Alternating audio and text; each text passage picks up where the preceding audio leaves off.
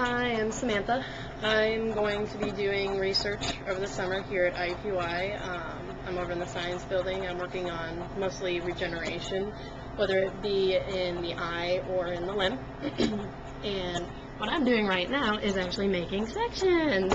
So I'm hopefully going to make you guys appreciate what your teachers had to go through in order to get that onion root that you used to have to look at under the microscope in high school or in your freshman biology course here on campus. So hopefully you guys will have a new appreciation. Alright, I am going to be showing you guys a little bit something about sectioning and what onion may be. But honestly, it actually is kind of nice because I get this whole room, give you a little 360, to myself, and that means I get to play my music on my laptop. There's my cell phone too, so it's really not that bad. But I'm going to show you guys how we go from a block that looks like that and see how you transform it. I don't know if you guys can see too well, but if you can see like the sections on there, it's kind of a little bit shaded white, it's kind of pale. And this is actually a process that all of us have to go through in order to get sections. It's either this or we have to put them in wax and actually section them, and that actually happens a little bit further down in this lab. If I ever do that this summer, I'll go ahead and show you guys that too. It's actually kind of an interesting process, but this block is actually frozen and it is in what's called optimum cutting temperature solution, which is actually this bottle called OCT compound, optimum cutting temperature. And basically that just has an optimum cutting temperature at about -25 degrees C, which is how cold this machine, okay, -24, I lied, how cold this temperature normally is. And my hands are actually in it, so it's actually kind of a cold job to do. But I'm going to show you guys how we do this, and hopefully you're going to be able to see.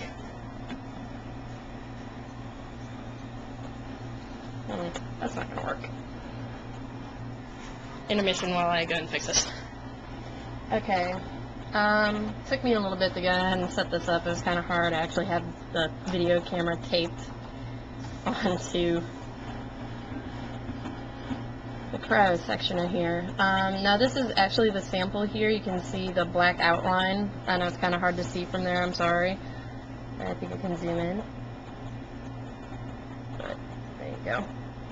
You can see that that's actually the sample right there. Basically what I have here, this is a metal plate, and then right up against this metal plate right here you can see the edge of, that is a razor, and what's going to happen is I'm going to actually slice through this frozen section and hopefully make a nice section. So I'm going to try at least. Oh, that was bad. Okay.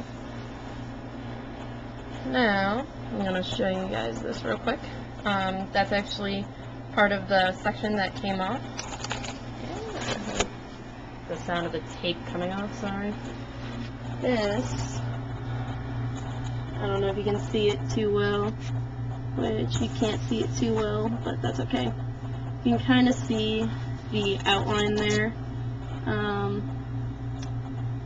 Yes, we actually use paintbrushes in this lab, so we appreciate artists too.